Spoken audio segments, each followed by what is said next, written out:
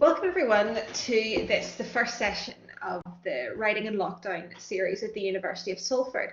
So this series is designed to support our students as they write over the summer. Now some of those are master's students, some of those are dissertation students, but we really think that all of our students should get into good writing habits.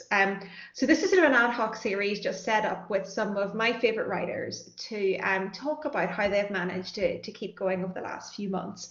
So wherever you are, Salford students, obviously we miss you a great deal, and we want to talk about the challenges that you've been facing in lockdown. Now, some of those will be different to the challenges that we'll be talking about today. I know some of you are parents, I know some of you are carers, some of you are dealing with sort of both physical and mental illness. And whatever stage you're at, we just want to talk today about how you can get into just some good habits, or it doesn't just all need to be about good habits. It can also be about we share what happens when things don't go right, and whenever you spend any of your time writing, things will not go right. So that's what we want to talk about today.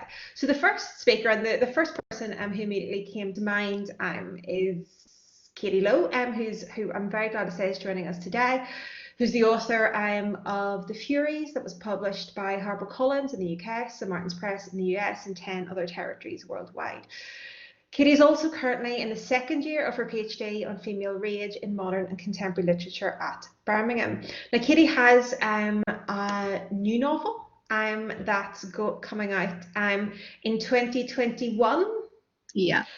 So I thought it would be really nice if we got, this is only the second time Katie's ever read from this forthcoming novel, so I was really excited when she agreed to read from something that is sort of fresh from being edited. Would that be correct? Yeah, still waiting on the page proof, so I'm reading from the Word doc. Okay, great, good stuff. Okay, so Katie's going to read from that, and then we'll talk about how she's been managing with her writing in lockdown. Amazing. Thank you. That was such a nice introduction. Thank you everyone for coming as well. It's always really nice to hang out with Caroline students. I know we've met before at a different event, so I've been really looking forward to this. It's a highlight of my week. So this is from a book that's called Possession. It's about a woman who her husband or her ex-husband is murdered a decade before. His murder becomes the subject of a true crime podcast, like Serial, and where she got away with it at the time, she begins to wonder whether she might have had something to do with it. So this is the opening of that. So yeah. London, 2008. It's the sound of my husband's blood on the floorboards that wakes me, and I should have warned you that it's quite bloody. Sorry about that. Go back to it now. Like a dripping faucet, tap, tap, tap. Soft little splashes on the bedroom floor. I stand over our bed and I look at him, looking at me, and I think of the day we moved in. I don't know why it comes to me then, but it does, the two of us aching and dripping with sweat. We christened this bed. We made it ours. When I peeled my body from his, he stared at me, dazed and gasping, stunned by the force of my love. He's looking at me in the same way now. Later, I'll be asked about this moment, if I saw the body, if I looked. I'll tell them I couldn't, of course, that I shielded my eyes and ran to find help. But I don't. I stand over him, watching. The only sound is the tapping and only my, breath. He's quite clearly dead, perfectly still, his lips cracked and grey. And in his throat, the knife, my knife, a wedding gift, is angled sharply like a conquering flag. I stand over him for minutes and try to piece together a story that makes sense, an explanation. I remember words exchanged in the kitchen, a woman's perfume on his skin, the bloody slick of wine around a glass, sediment clinging to the base, his footsteps leaving me behind, and after that, nothing, only an absence, a blur. Now I look at the face of the man I once loved, his pale body cooling in the pre-dawn light, and I do not feel a thing. Chapter 2. I don't remember, I say, and it was hoarse from screaming, another thing I can't recall. I heard a tapping noise, like this. I tap, tap, tap on the metal desk. The strip light flickers overhead, more of a drip, and then I open my eyes.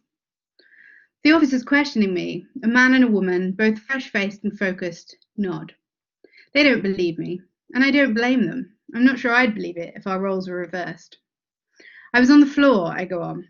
Evie, our daughter, my daughter, shivers in her sleep, her head resting on my lap, her body stretched across the bed I've built with empty chairs. I ran a finger through her curls the way he used to do with mine. I must have hit my head. I was dizzy, but I got up and I closed my eyes, hoping they'd take the hint. He was dead, I want to say. You know that part. But I can't. Not in front of Evie. I need to protect her from that, for now at least. When I'm asked to sign my statement, it's there. I found the victim to be clearly deceased via a single stab wound to his carotid artery. There's something soothing about the medical wording, the bare facts of it. Still, I correct it. I didn't know it was the artery. Won't that be for the coroner to, you know? The male officer smiles. My fault. I thought you were a doctor, so I know what he's saying. So you know where to stick the knife. I'm a psychiatrist, I say. Not that it makes any difference. I still went to medical school, still know the basics of anatomy. But I'm not sure he knows that. He nods, eyebrow raised. Noted. Sign here. After 11 hours, they let me go. They don't say it, but I know it's conditional. A one-way flight to Barbados right now would all but confirm my guilt. I check us into a nearby hotel where I see myself for the first time in the greenish bathroom light. I'm surprised at my own expression, the blankness of it, as though I'm expecting to find myself mid-scream, face set like a Halloween mask. But aside from the faint sheen of filth on my skin, the clot of dried blood at the back of my head, I'm still very much myself. This is not something I expect to work in my favour. I imagine conversations taking place at the police station. Not exactly a looker, I think they'll say. A bit mismatched, weren't they? Or maybe she's not very friendly, closed off, like she's hiding something. I can't dispute any of this. They'll think it because it's true. Still, I shower off the day and crawl into bed with Evie. I smell home on her skin and pull her close. People say motherhood brings it out in you, the need to protect your child that verges on madness. Only now do I realise it's true. The Friday, 11 days later, is my daughter's 6th birthday, and for the first time since the murder, I don't turn on the news. It's a day off for us both, from Graham's face and the home we shared flashing across the screen. From the lurid details of the scene referred to euphemistically, though I realised in a way I hadn't before, there's no such thing as an acceptable euphemism when the victim, or suspect, is you. Instead, we order ice cream on room service and use a lighter to make her wish. She's so focused when she blows it out that I flinch at the knock that follows. I unlock the door and open it slowly, expecting him. But it's the officers who questioned me before, each so generically named I wonder if they're using aliases, if these are names they're given on sign-up. Stevens, tall and bulky, clean-shaven, and O'Hare, slight with a TV smile. It's over, I realise. They know. And it's a relief.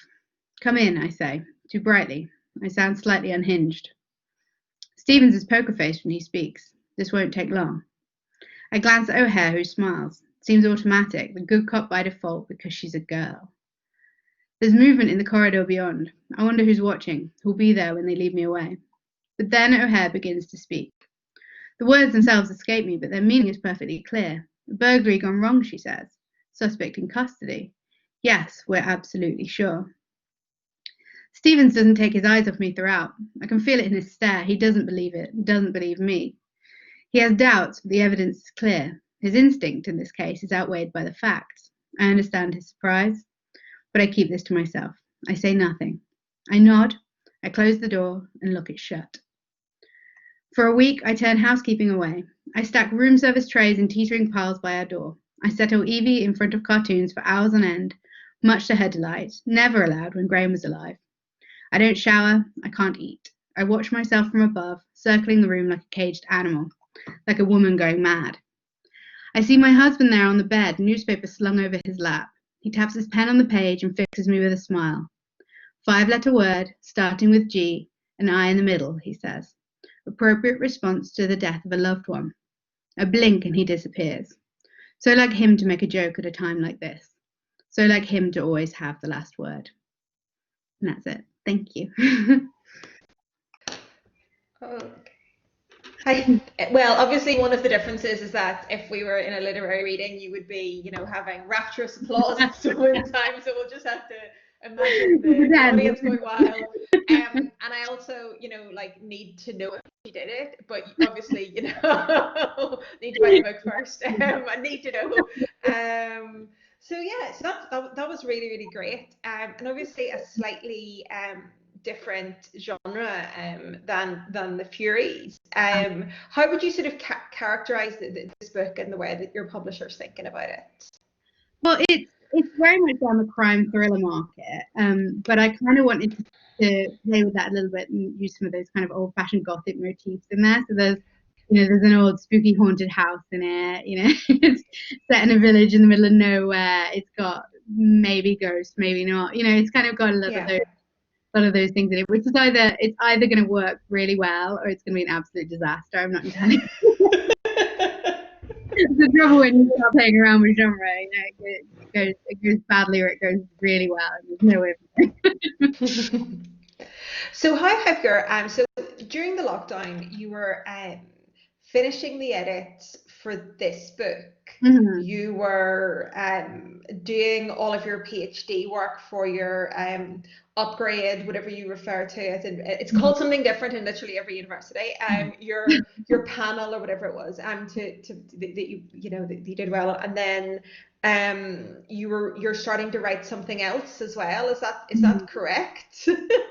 Yeah. So it's a 2-book contract. So The Furies in Possession, it sort of fulfills my contract, but your publishers get first refusal on a third thing as well. So there's kind of, there's not a deadline on it, but there's an expectation to turn up with another book soon. So I've got 3 projects on the go at the minute, which is right. And how have you managed to you have made progress on everything, even if it's been quite difficult at times. Can you talk about how you managed to do that? Yeah, I mean, for me, routine is a huge thing. Luckily for me, I live with my sister who she has a full-time job Monday 9 to 5-ish, and that works really well for me in that it sort of forces me to get out of bed. I would feel way too guilty to lie in bed all day while she still works downstairs, especially during lockdown when she's right there beneath me on the phone. So there's that side of things does help because it means that it's not quite as regimented as being employed, but it does mean that by 9 o'clock, if I'm not at my desk, then I'm probably starting to feel a bit guilty about getting behind. So I will usually drag myself there. And also I set myself deadlines as I go. And the thing for me is, I think I talked about this a little bit when I came to you before, but I have some health problems. So that means I set myself deadlines, but I'm not brutal with myself over them. If they have to get pushed back, they just have to get pushed back, and that's fine. And my publisher's deadlines, I do make a point of meeting because that's a professional obligation. But those ones that I set for myself, I try. I aim to hit them, but equally, some days if I'm not up to it, then I just kind of have to go with that. Do what I can in a different area instead of reading or making notes on something or writing up some notes to stick on the wall, that kind of thing. Yeah, I think that's a really interesting thing for us to talk about because I think a lot of our students, some of them who are are lucky enough not to have some of them are lucky enough not to lose their jobs or are working maybe a little bit more than they were initially. Obviously, some people have seen a loss of income, but nearly everyone's trying to manage at least one thing. And at least sort of different projects. And I thought what you said was really interesting about, if you're not having a great day, you prioritize those tasks which put this, don't require maybe quite as much mental bandwidth as others. Is that the way that you operate? Yeah, totally. Because this for me, writing is really easy when I'm firing on the cylinders. When all the stars align and everything, happy to write as much, But like the reality of writing full time across doing anything is that not every day is like that, and you can kind of get really disillusioned really fast if you kind of believe that every day you're going to turn up to a desk and write 1,000 words and they're all going to be brilliant. So for me, there's a lot of stuff that goes on in the background. So for the PhD stuff, the reading involved, obviously you guys, the students know there's a vast amount of reading involved in these studies. For my novel stuff, for me, plotting is an area that I hate. I hate it. I'm terrible at it. And so writing out my little cards with my little scenes on and sticking them on the wall, those kind of things, they take a lot of time. And they're not the kind of jobs that you want to waste that good mental time on. Yeah. You feel like you want to write, use that time to write, but equally, like those times when you're not quite there can still be valuable. Yeah. for me at the start of lockdown, when everything was kicking off, I mean, I got either unlucky or lucky, depending on how you kind of feel about it. Because for the first 2 weeks of the pandemic kicking off, I was on a copy editing deadline, so I had no choice but to get my copy edits done, which meant I kind of couldn't think too much about what was going on. I just did not have the mental space to read the news, and so that was fine. I got that done. I had to get my head down, but then the week after that, I couldn't do anything at all because I was I think I put down all this stress about the world shutting down and everything, and so I had to give myself that little bit of time. And I think that is so important, giving yourself time off. I only figured that out over the last year. I used to think that I had to write every day and get stuff done every day, and it's like such a fallacy. You end up more tired, less productive, doing worse work. I think if you set yourself a day, 2 days a week where you just think, I'm going to give myself a little break, you'll be more productive the other 5 days. For sure, yeah.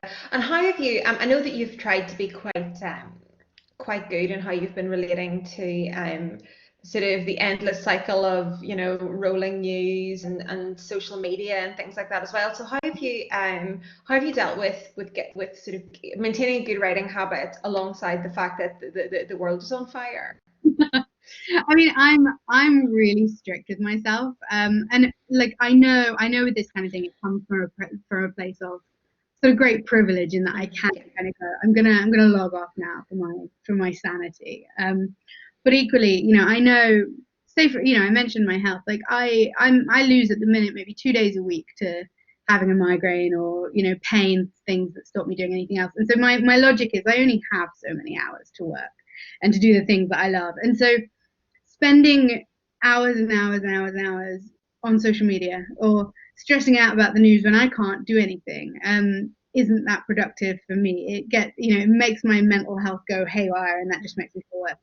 I find, I read the news, but I read it, a couple of times a day. I've got time limits on all my devices for how long I will spend on. I mean, I'm on complete hiatus from Twitter and Instagram at the minute, but I will set myself limits on those things to make sure that I don't get sucked into that cycle. And then I'll make a point of doing stuff that does make me feel like I've helped. So like for instance, when the pandemic was kicking off, like I felt like if 20 minutes on Twitter doesn't achieve as much for me as donating a little bit of money to a food bank, and the same with like the Black Lives Matter stuff. It's I want to be involved, but I want to do stuff that actually does help. So, buying books by Black authors and, donating money where I can. That kind of thing for me helps me mentally go, I'm going to protect my space.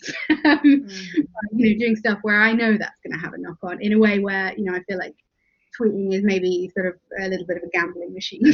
I don't entirely know how much my retweet is going to help.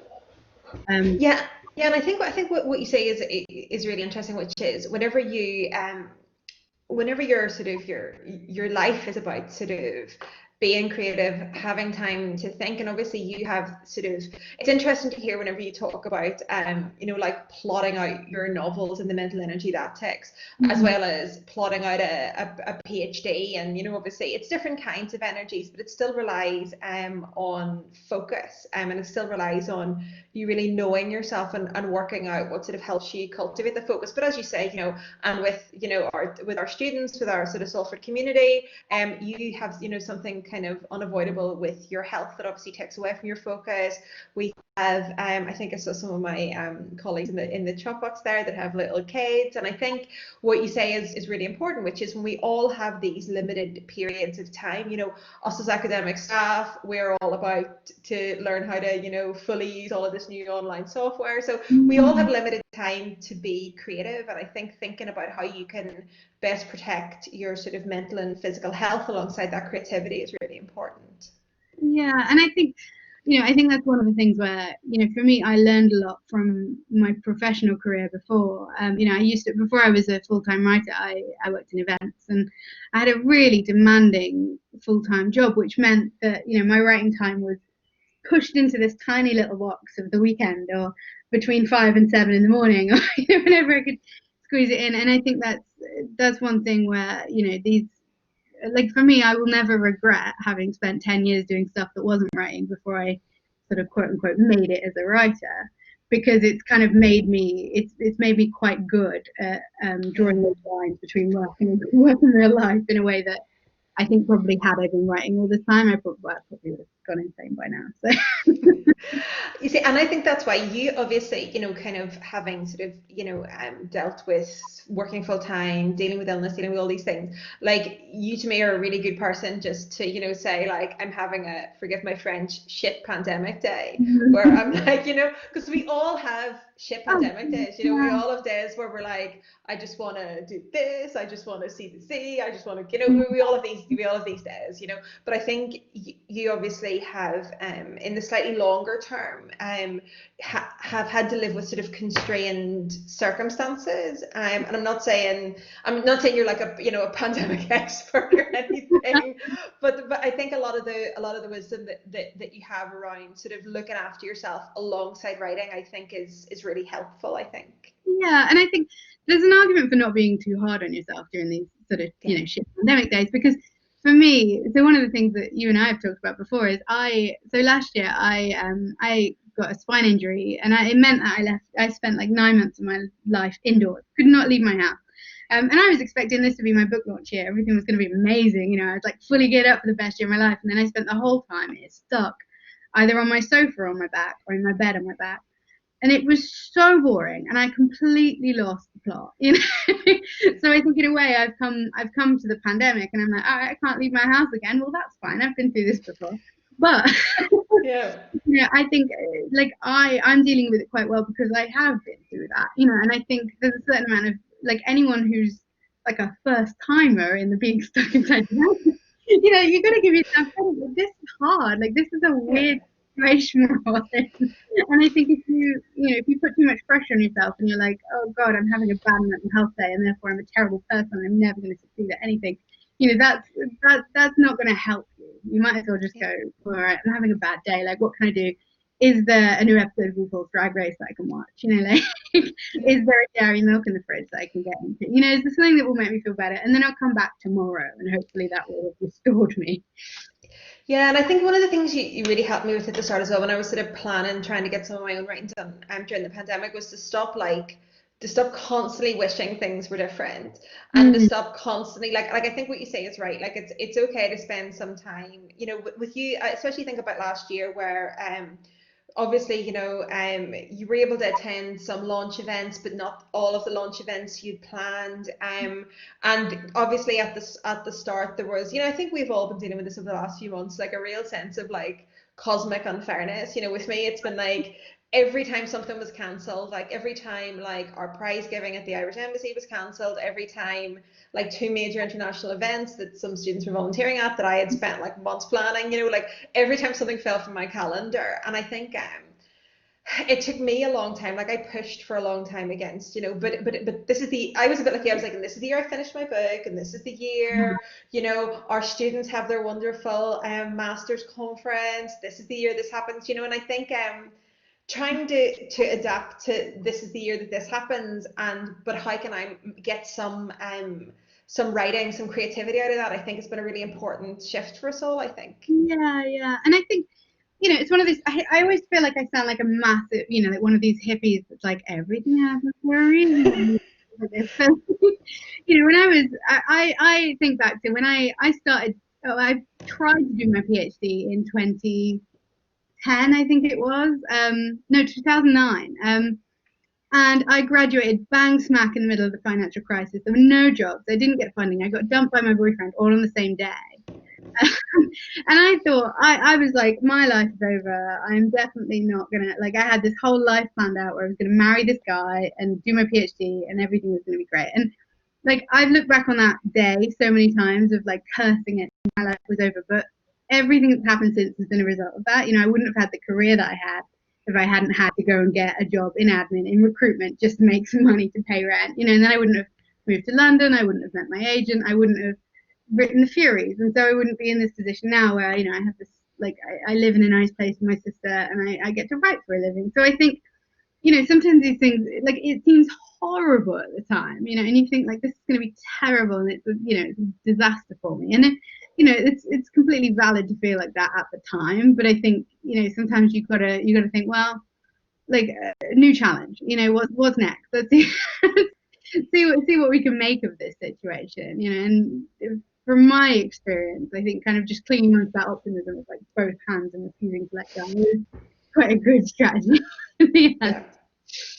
I think so. So your life as a writer has changed in some respects, but hasn't changed in others. So the main thing for you is events really being cancelled. Is that the real main challenge to your, not challenge, but sort of change to your plans as a writer for 2020? Yeah. I mean, it's been weird because the paperback was supposed to come out this year. Well, it did come out in February. What's been really bizarre is I haven't seen it in a bookshop because I haven't been able to go to any Oh, of bookshops. course, yeah. So that was a little bit of a shame at first, because there's all this sort of period that you're supposed to go and, like, take pictures of your book in Waterstones and every other bookshop, and obviously that's, like, been gone now, so that's gone. But that's fine. And there's been a few events that have been cancelled. I'm booked for an event in Spain in July that they're refusing to cancel, but I don't see me going to it while there's still a travel restriction. But otherwise, everything's been cancelled or gone online. Which actually for me has been kind of amazing, because I have trouble with my mobility. I have pain issues, and so for me, every time I sign up to do a festival, I'm like, I'm gonna have to, like, brace myself for that week. I'm gonna have to, like, gear up for a couple of days beforehand, and I'm gonna have to be in pain for a couple of days afterwards. And so stuff moving online, there's an accessibility thing there that's actually been quite good. The downside is not meeting people face to face. I mean, I used to work in experiential marketing, so my whole job was banging on about how important it is to meet people face to face.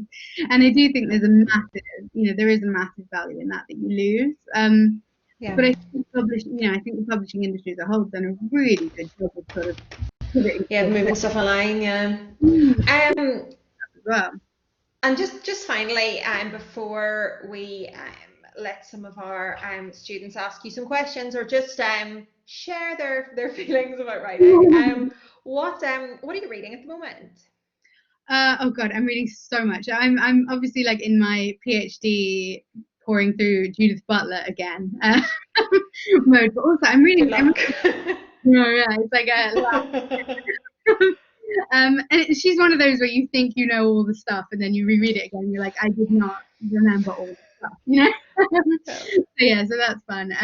But I'm really on a bit of a kick of like, it sounds really mean, but, like, trashy women. So, like, books written from the perspective of a woman who doesn't give a damn. So, like, I'm reading Problems by Jade Farmer, who's an amazing author. She died a couple of years ago.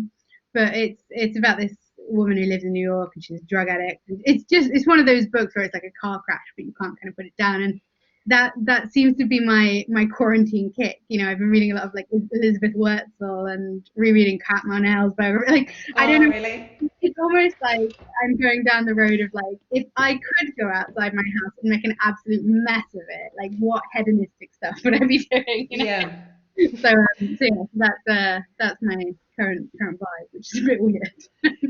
Yeah, I think it's really interesting what people are sort of drawn to in lockdown. I normally find, like, I find myself sort of drawn to sort of what you might call sort of stronger flavors. Like, I think things like My Dark Vanessa, and Ruth Gilligan's The Butchers. I really find those sort of quite sort of that meat is a terrible way to say it, but about cow sacrifice.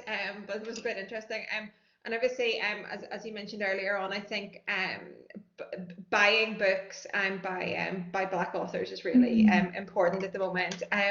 Yeah, so I've been reading a great book, actually, Stephanie Golden recommended on Twitter, called Back in the Frame by Jules Walker, about cycling. It's like a sort of what does it mean to sort of be like a young Black woman in the sort of British cycling scene, which is great. Yeah, and I just bought yesterday the Brit Bennett, The Vanishing Half. Yeah, I'm dying. Put that on order. Yes, it's Trying meant to to be really good. So I think it's definitely worth sort of thinking about this week about, the idea with that hashtag blackout bestseller list Mm. is to attempt to get as many black writers on the bestseller list, to try to sort of send a bit of a message to the publishing industry that these are sort of voices that we want to buy. That's the important thing. We want to buy, but then also read. I think there's so many people recently have sort of bought recommended these works by black writers, and then the work is also in reading them as well. So I think Yeah. that's quite important. So what we'll do now is we will have a bit of a chat with our with our students, with our colleagues, and to talk about reading, and to sort of allow them to share how they're getting on as well. And I'm going to stop the recording so that we don't sort of compromise any. I don't know what anyone's going to say that might be compromising by compromising anyone anyway.